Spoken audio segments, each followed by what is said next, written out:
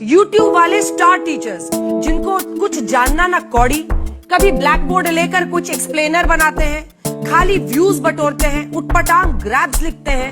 যে কোনো সংখ্যা 3 দ্বারা বিভাজ্য কিনা তাহা জানার শর্টকাট ট্রিক। এখানে 4টি অপশন দেওয়া আছে, কোন অপশনটি 3 দ্বারা বিভাজ্য তাহা আমরা সহজে বের করব। আর এই ধরনের অঙ্ক বারবার বিভিন্ন পরীক্ষাতে এসে থাকে। তাহলে আমরা একে একে দেখে নিই আসলে এখানে কোন অপশনটি 3 দ্বারা বিভাজ্য বা কীরকম শর্টকাট বাইর করতে হয়। সর্বপ্রথমে আমরা কি করব, এখানে থাকা সংখ্যাগুলো আমরা যোগ করে নিব। যোগ করে নিলে আমাদের যোগফল দাঁড়াবে 10। তারপরে এই তিনটা সংখ্যা যোগ করে নিলে আমাদের যোগফল দাঁড়াবে 8। এবারে এখানে থাকা তিনটা সংখ্যা যোগ করে নিলে আমাদের যোগফল দাঁড়াবে 17। তারপরে নিচে থাকা সংখ্যাগুলো যোগ করে নিলে যোগফল আমাদের কত দাঁড়াবে 15। এবারে আমরা কি করব, এখানে থাকা সংখ্যাগুলোর মধ্যে কোন সংখ্যাটি 3 দ্বারা ভাগ যায় তাহা আমরা বাইর করব। আর যে সংখ্যাটি ভাগ যাবে সেটি হবে অঙ্কের সঠিক উত্তর। এখানে কত আছে, 10 আছে। 3 10-এর মধ্যে কয়বার যাবে, 3 বার যাবে, কিন্তু অবশিষ্ট হাতে কত থাকবে, 1 থাকবে। ঠিক একই অবস্থায় 3 8-এর মধ্যে 2 বার যাবে, অবশিষ্ট হাতে থাকবে 2।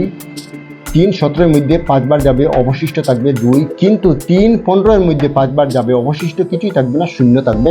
তাহলে আমরা বুঝতেই পারলাম অপশন ডিতে এখানে কত আছে, 528 আছে। আর সেই 528টা অলরেডি 3 দ্বারা বিভাজ্য যায়। সুতরাং option D is the right answer.